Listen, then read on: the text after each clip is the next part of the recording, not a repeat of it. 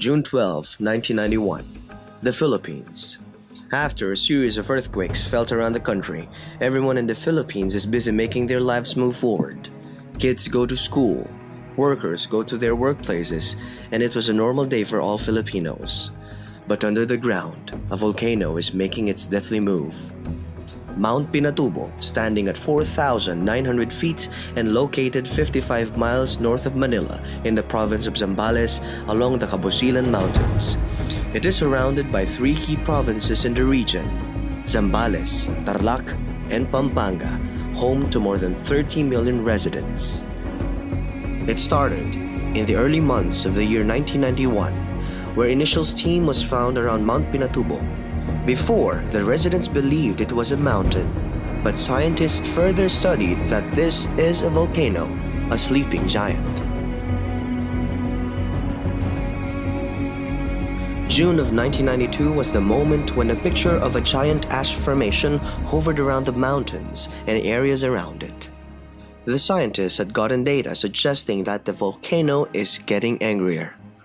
Thus, the risk of the volcano erupting is at hand.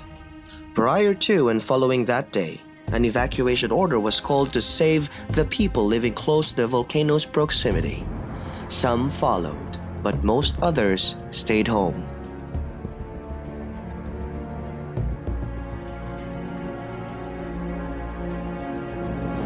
Alert Level 4.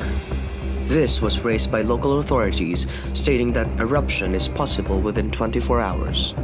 The next morning, the ground shakes and the greatest catastrophe of the 20th century begins.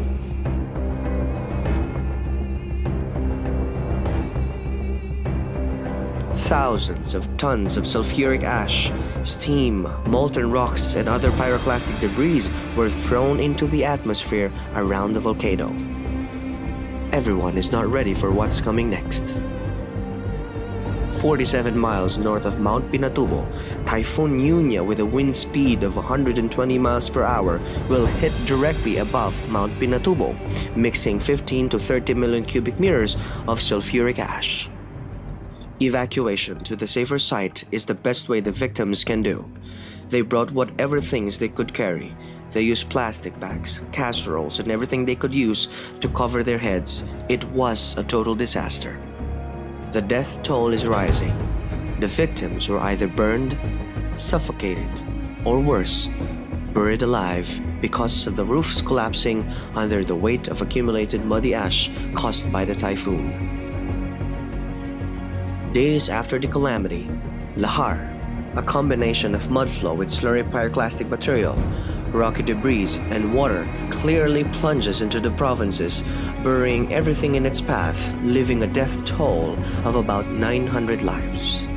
364 communities of 2.1 million people were displaced because of the eruption, destroying housing and livelihood.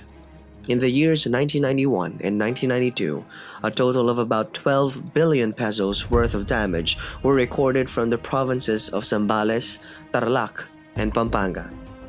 Amid vast media coverage and the resulting worldwide attention, international aid poured in.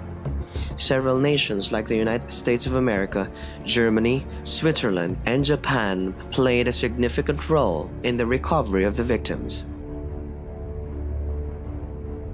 Today, the effects of the different recovery programs initiated by government and non-government organizations still lives in the hearts of Filipinos. Because of this great tragedy, families were lost, businesses were ruined, dreams turned into nightmares, and the future seemed to be bleak and uncertain. There's more work to be done.